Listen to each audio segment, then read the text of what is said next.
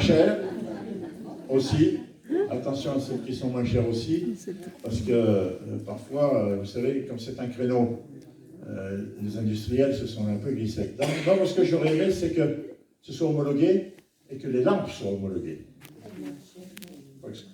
Comme ça, le consommateur n'allait pas s'affronter à des choses qui peut-être n'étaient pas si efficaces que ça.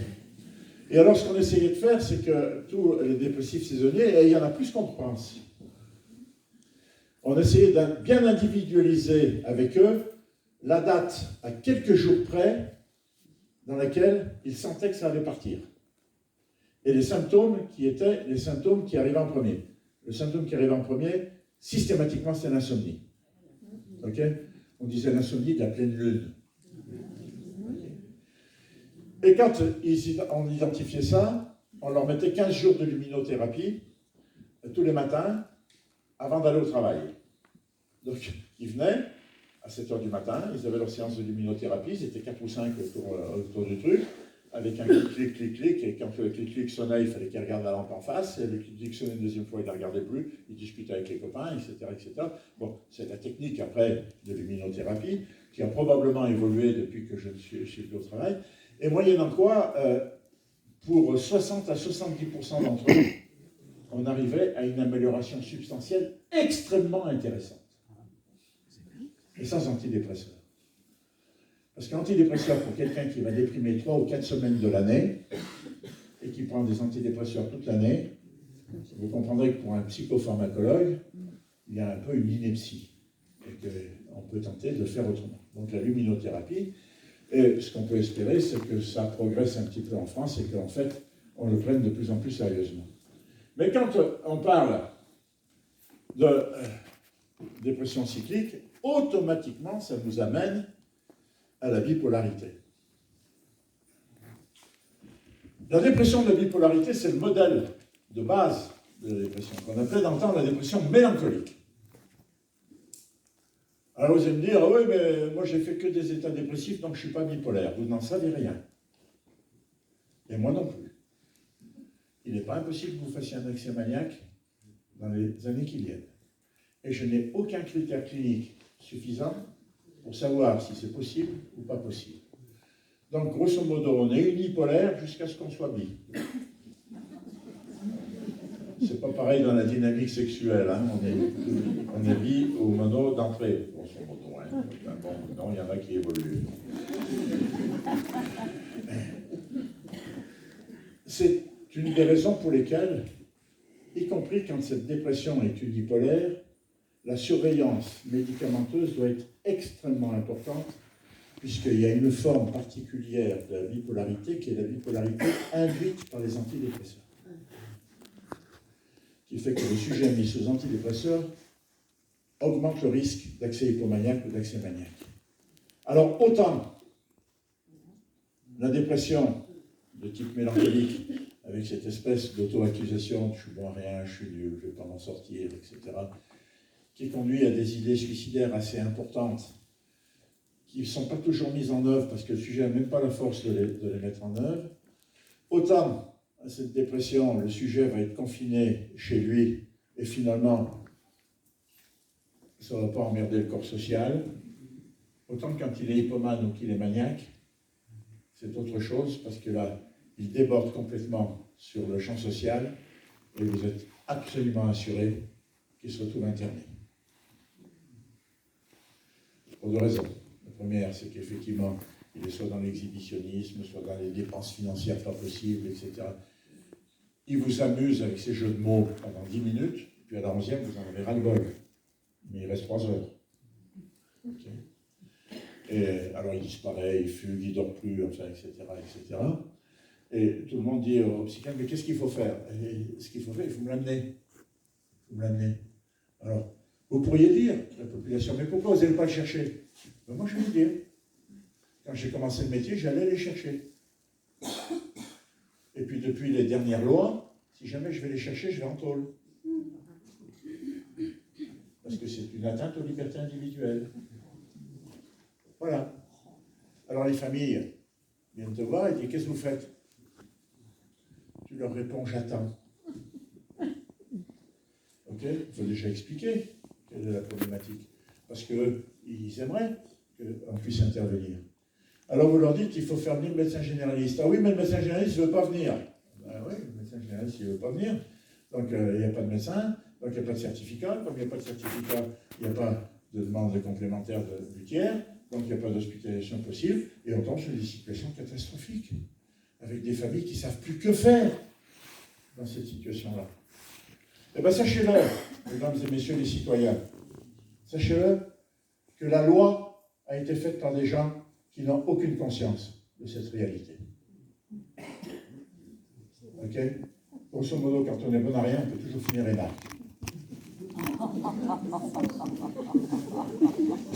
J'ai la haine des prises de position par des gens qui mettent au point des lois qui, au nom de grands principes, qui bien sûr se défendent, la liberté individuelle, c'est génial. La liberté individuelle, c'est quelque chose de bien pour les gens qui ont la capacité de la gérer. Pour ceux qui ont l'incapacité de la gérer, c'est un peu plus compliqué. Et la psychiatrie se retrouve dans ce système, dans l'ambivalence générale. Si tu l'internes, tu es un salaud, mais si tu le laisses dehors, tu es un bon à rien. Alors tu te rends compte que j'ai fait 11 années d'études pour être soit un salaud, soit un bon à rien. J'aurais dû y penser avant, hein. Parce que là, j'aurais fait chirurgie esthétique. Ça rapportait plus. Ok. Et puis tout le monde sortait avec un joli nez. Donc j'étais bon.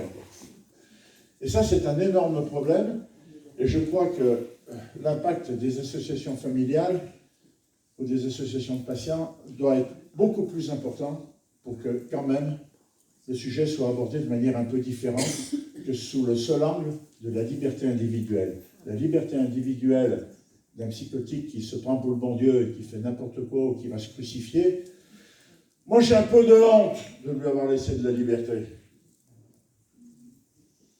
Mais par contre, je suis obligé de la lui laisser, et comme je suis un citoyen et un professionnel, je la laisse. Donc, faire très attention à ce problème de la bipolarité, parce qu'effectivement, c'est probablement celle qui marche le mieux sous les thérapies que l'on peut proposer. Alors, comme je vous ai fait un peu un inventaire d'un certain nombre de troubles de l'humeur, vous avez vu que c'est très divers, que ce n'est pas que la dépression. La dépression, c'est une entité, mais il faut la recaser, donc il n'y a pas de domaine, et que finalement, c'est quand même un travail expertal que de pouvoir prendre en charge dans les bonnes circonstances, les circonstances qui sont les circonstances adaptées. Je vais donc passer à la deuxième étape, si vous n'en êtes pas trop fatigué, sur les moyens qui existent. Les moyens qui existent, les premiers moyens dont on va parler, c'est les moyens médicaux, puisque nous sommes des médecins, et les moyens médicaux, le premier dont on va parler, c'est forcément les médicaments. Les antidépresseurs sont des médicaments qui sont efficaces, et fut un temps, quand j'étais étudiant, la règle était, il n'y a pas de dépression sans antidépresseur. On sait aujourd'hui que ce n'est pas bon. Cette équation n'est pas bonne. C'était une équation qui est extrêmement incitatrice au fait de ne pas avoir peur de les utiliser. Parce qu'il y a un problème en France, par exemple, c'est qu'il y a beaucoup de dépressifs authentiques qui ne sont pas traités correctement. Parce que les médecins généralistes, par exemple, sont mal formés, parce qu'ils ont très peur d'utiliser des médicaments qui sont psychotropes. Un médicament, à partir du moment où il va toucher le cerveau, on recule. Sauf qu'il distribue de la cortisone à tour de bras, et que la cortisone, elle va directement au cerveau. Il distribue du primpéran. Le primpéran, pour les gens qui ne vomissent plus, c'est le pire des neuroleptiques. Hein? Eh bien oui, vous avez des états parkinsoniens induits par le primpéran. Les gens ne savent pas. Et pas plus les confrères, parce qu'on ne leur dit pas ça à la fac. Donc, les médicaments, il n'y a pas de honte à avoir des médicaments qui sont efficaces sur le cerveau si le cerveau dysfonctionne et qu'on peut intervenir pour qu'il fonctionne de meilleure manière. C'est-à-dire qu'on régule les choses. Et les antidépresseurs ne sont pas des guérisseurs de la maladie. Ils sont des produits qui essayent de tenter de réguler de réguler les systèmes biologiques qui paraissent défaillants et qui sont corrélés à la dépression. C'est pour ça que vous entendez parler de sérotoninergie, par exemple. Dans le modèle du Prozac, des Roxate, le Zoloft, etc., le Séroplex, qui sont cette famille-là qui vient inhiber une partie de ce qu'on appelle la recapture de la sérotonine, c'est-à-dire qui fait en sorte que dans vos neurones, dans vos jonctions neuronales, vous ayez plus de sérotonine que ce que vous avez quand vous êtes déprimé. Et puis il y avait d'autres familles d'antidépresseurs, et avant on utilisait, quand moi j'ai commencé, ils n'existaient pas, hein, les recapteurs de sérotonine, on avait ce qu'on appelait les tricycliques, et encore des patients qui doivent être sous anafranil, ou tofranil, ou laroxyl, ou quitaxon.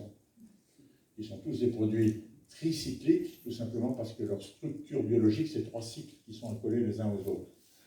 dont les effets secondaires sont totalement différents, mais si on parle d'effets secondaires différents, il n'y a pas de psychotrope sans effets secondaires. Il faut être clair, c'est comme ça. Si demain j'ai une diarrhée, je vais prendre un médicament par la bouche qui va venir ralentir mon intestin et qui fait que la diarrhée va se calmer. Le circuit est assez court, hein, de la bouche à l'intestin. Si j'ai une brûlure d'estomac, je vais prendre un produit qui va venir tapisser un petit peu mon estomac. Le circuit est court. Si je veux aller au cerveau, que je mets le traitement là, il faut déjà qu'il franchisse tout l'appareil digestif sans se faire dégrader. Je vais le pelliculer, je vais faire plein de trucs. Quand il arrive dans l'intestin, il faut qu'il puisse traverser la barrière intestinale pour aller dans le sang. Une fois qu'il est dans le sang, il va remonter, il va traverser le foie. Le foie, il guette tout ce qui n'est pas bon et il y saute dessus pour y éliminer. Donc il faut encore que je traverse ça. Puis après, je continue dans la circulation. Il y a un deuxième filtre qu'il va falloir traverser, c'est le rein. Il ne faut pas qu'il me balance ça dans les urines. Puis quand c'est fait, il faut que je me pointe vers ce qu'on appelle la barrière hémato-méningée, c'est-à-dire les méninges. Il faut que je traverse les méninges. Puis quand j'ai traversé les méninges, il faut encore que j'aille à l'endroit le plus précis possible de l'endroit où ça doit marcher, avec des transporteurs. Est-ce que vous avez compris la complexité du phénomène? Et à chaque fois que vous marchez dans la forêt et qu'il y a de la neige, quand vous arrivez au bout, vous avez laissé votre trace tout le long. Hein? C'est pareil pour les psychotropes. Forcément, il va laisser des traces là où il passe. Il peut y avoir des nausées, il peut y avoir un certain nombre de choses comme ça. Il n'y a donc pas de psychotropes sans effet secondaire. Sauf que il y a des patients qui réagissent de manière différente aux effets secondaires. Il y en a qui sont plus facilement nauséeux, il y en a qui sont plus facilement constipés, il y en a qui sont plus facilement si. Puis vous en avez de temps en temps, vous avez un miracle, quelqu'un qui n'a aucun effet secondaire. La première question que vous vous posez, c'est est-ce qu'il les bouffe?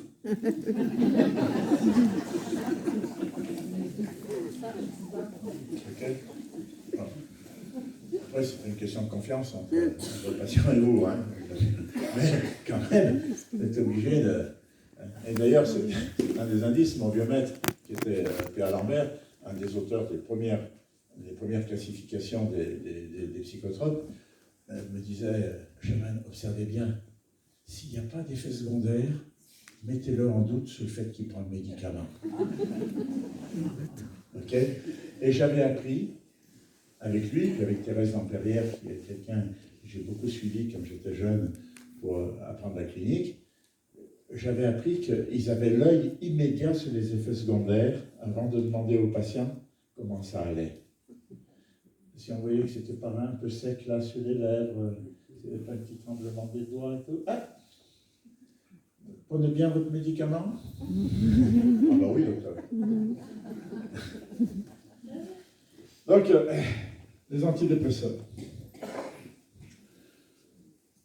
La distribution des antidépresseurs est, à mon avis, trop large en France et pas assez large. Je m'explique. On va donner des antidépresseurs dans un état de deuil. C'est pas bon. Donc trop large. Par contre, il y a plein d'états dépressifs qui ne sont pas traités par antidépresseurs, donc pas assez large.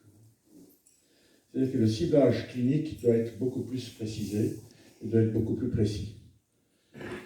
Après les antidépresseurs, il y a une autre catégorie qui fait la gloriole de la France, puisqu'elle a longtemps été en tête des pays consommateurs de psychotropes, ce sont les benzodiazépines, c'est-à-dire ce qu'on appelle les anxiolytiques, qui sont extrêmement mal nommés, parce que les anxiolytiques sont totalement inefficaces dans la plupart des troubles anxieux. Et que la classification est une classification administrative et non pas une classification médicale. C'est-à-dire que quand vous présentez un produit aujourd'hui, vous êtes dans l'industrie pharmaceutique ou vous êtes chercheur, il faut que vous demandiez l'autorisation qu'il soit mis dans telle catégorie ou telle autre catégorie. Donc on choisit la catégorie dans laquelle on le met. Sauf qu'après, avec l'expérience clinique, on s'aperçoit que dans les troubles anxieux, comme par exemple l'attaque de panique, ce qui est efficace ce sont les antidépresseurs et non pas les anxiolytiques. Pourtant, le trouble panique est en tête des troubles anxieux. Vous voyez les subtilités, ok? Bon, ça, il faut déjà l'expliquer à la population. On dit, bon, à la population, on dit, c'est compliqué, on n'y comprend rien, mais c'est normal, ils sont psychiatres. Oui. Les cardiologues, ils font plus simple, mais en fait, c'est pas si simple que ça. Mais ils se démerdent pour donner l'impression qu'ils sont plus simples. Ils devraient nous donner des leçons. Bon, donc les anxiolytiques. Les anxiolytiques, dans la dépression, c'est nul et non avenu. C'est nul et non avenu. Pour une raison essentielle, c'est que, pour moi, psychopharmacologue, et j'ai prêché ça pendant des années, pas totalement dans le désert, mais un petit peu, ils sont dépressogènes. Comme les hypnotiques. Et non seulement ils sont dépressogènes, mais ils sont dépardogènes. C'est-à-dire qu'une fois que tu t'y es collé, pour une durée suffisante, tu ne peux plus t'en passer. Sinon, tu présentes des troubles de sevrage. Okay. Et ils ont un autre effet secondaire au long cours, qui a fait que l'école bordelaise, par exemple, à un moment, est montée au créneau, mais ils l'ont mise un peu sous les ténoirs, c'est qu'elle joue sur la mémoire immédiate. La mémoire immédiate est la première mémoire que vous allez perdre en vieillissant. En vieillissant, vous cherchez vos clés. Vous ne vous souvenez plus du numéro d'immatriculation de la voiture. Vous allez regarder la plaque. Okay. Et je sais de quoi je parle. Eh bien, avec les anxiolytiques actuels, qui sont dominés par les benzodiazépines, ce trouble-là peut être beaucoup plus précoce, ou en tout cas beaucoup plus intense. À tel point que les Bordelais ont même parlé d'un Alzheimer iatrogène. Et c'est là qu'ils se sont fait un petit peu cartonner, parce que le lobby de l'industrie pharmaceutique est extrêmement, extrêmement lourd, et qu'à voir le procès Servier actuellement. Okay. Donc, les anxiolytiques, rien à voir avec la dépression, rien à voir. Et pour autant, sur 100 ordonnances d'antidépresseurs, 99 ont un anxiolytique associé. J'ai plaidé pendant des années pour que ce ne soit pas le cas. Peut-être que c'est le 100e qui m'a écouté, mais les 99 autres n'ont pas entendu. C'est comme ça. Savez-vous combien de boîtes de benzodiazépines nous mangions par mois en France en 1990? 18 000 boîtes de 30 comprimés chaque mois. Nous en sommes aujourd'hui à 6 à 8 000 boîtes. Donc, on a quand même été un peu entendu, mais pour autant, c'est encore pas complètement. Dans les autres médicaments, eh ben, au-delà des benzodiazépines, eh ben, vous avez les somnifères, n'en parlons pas, c'est la même chose. C'est les mêmes familles, c'est des bidouillages un peu chimiques, il faut que la durée de vie soit un peu différente. Alors qu'il ne faut pas qu'on les appelle benzodiazépines, on les appelait imidazopyridine. Quand tu as dit ça dans une soirée, putain, tout le monde pense que c'est savant. Okay.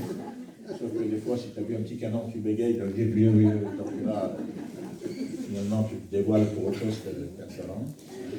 Et puis il y a les stabilisateurs de l'humeur, qui vont du lithium, qui fut le premier, aux actuels médicaments dits antipsychotiques. Et ça aussi, c'est pareil. Vous mettez quelqu'un qui a un trouble bipolaire sous séroquel, et il lit la fiche, et il dit que c'est un antipsychotique. Il dit, mais docteur, vous m'avez pas dit que j'étais psychotique. Ouais. Ouais. Non.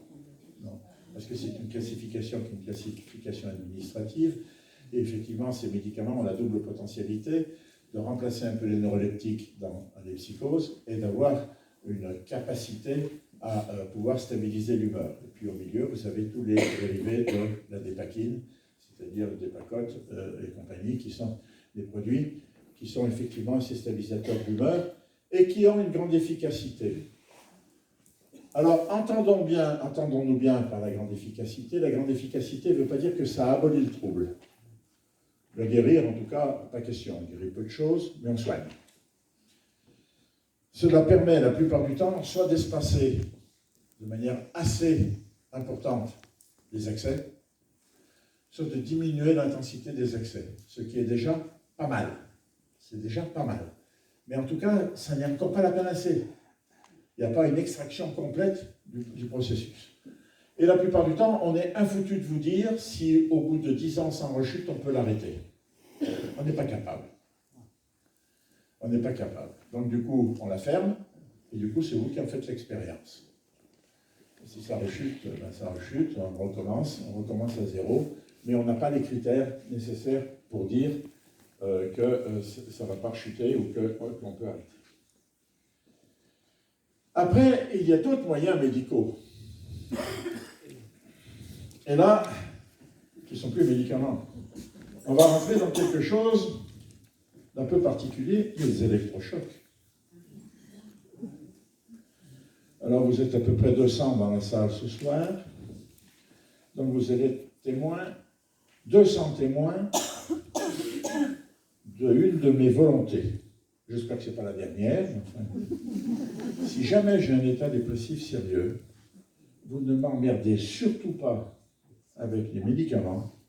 Vous me passez immédiatement aux électrochocs. C'est clair? Ouais. C'est le témoignage que je peux vous amener. Alors effectivement, si vous prenez les électrochocs qui sont dans le cinéma et autres, c'est un peu décourageant. Mais quand vous posez des défibrillateurs partout, quand vous faites des électrochocs cardiaques, ça n'émeut personne. Pour autant, ça fait redémarrer le cœur. Okay. Mais alors par contre, si jamais on envoie un peu de courant électrique dans la tête, ça, c'est mal vu. Ben, je vais vous dire, on aurait plutôt tendance à mal voir la publicité qui nous envoie des courants dans la tronche, sans qu'il y ait l'électricité, mais qui nous fait bouffer de la merde, ou nous fait acheter des choses complètement inutiles, plutôt que de s'affoler d'un petit courant faradique qui va pouvoir éventuellement resynchroniser toute la dynamique cérébrale.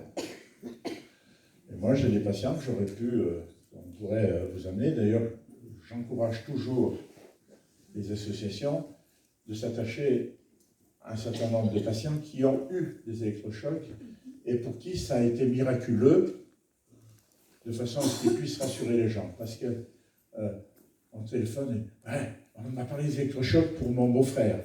Qu'est-ce que vous en pensez? Il y a une angoisse énorme par rapport à ça. Et en fait, il faut démystifier tout à fait ce truc, parce que alors c'est d'une banalité que vous ne pouvez imaginer. D'abord, c'est sous anesthésie générale, vous ne voyez rien du processus. Je ferai un électrochoc ici à un patient devant vous, vous me direz quand est-ce qu'on le fait? Je vous dirai, ça fait 10 minutes que c'est fini. Vous n'aurez rien vu du tout. Alors que si vous voyez au cinéma, le gars, il monte au plafond, et puis il redescend ce qui est sans les dents, quoi. Effectivement, comme ça pose un peu de problème. Donc, souvenez-vous de ça, et s'il faut, on le signera à la sortie. Si jamais je fais un état dépressif grave, vous ne m'emmerdez pas avec autre chose, et personne ne s'élève contre ma volonté d'avoir des électrochocs. Nous sommes clairs? Si ça peut vous aider à déstigmatiser un petit peu le truc, et puis à rassurer un peu les gens qui commencent... Quand on y va, c'est que tout le reste n'a pas marché. Hein.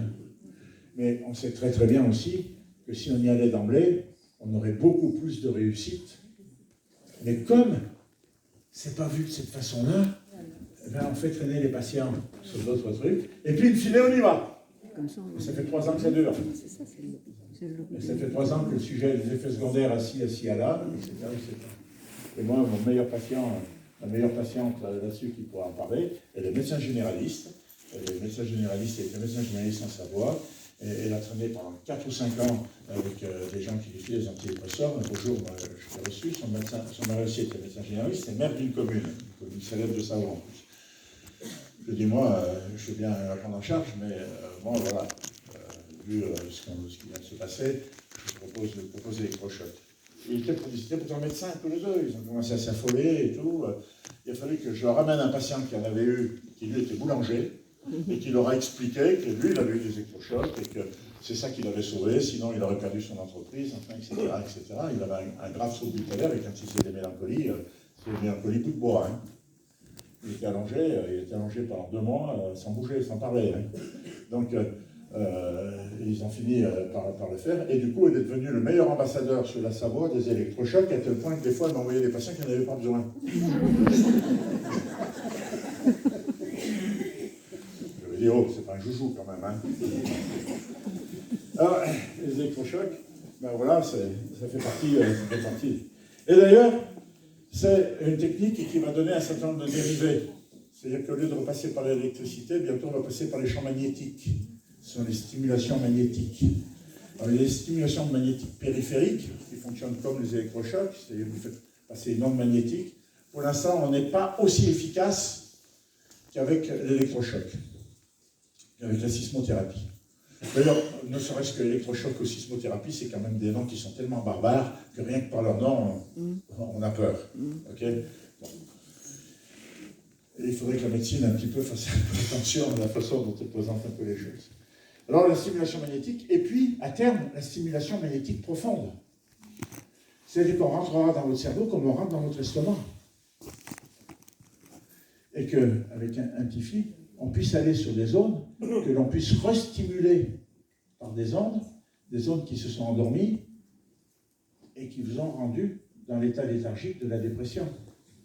C'est actuellement, les chercheurs travaillent beaucoup là-dessus, et j'en parle un peu avec fierté, puisque je fais partie de l'équipe grenobloise qui effectivement a mis ça en exergue, et qui est à 2 doigts de recevoir le prix Nobel. Hein.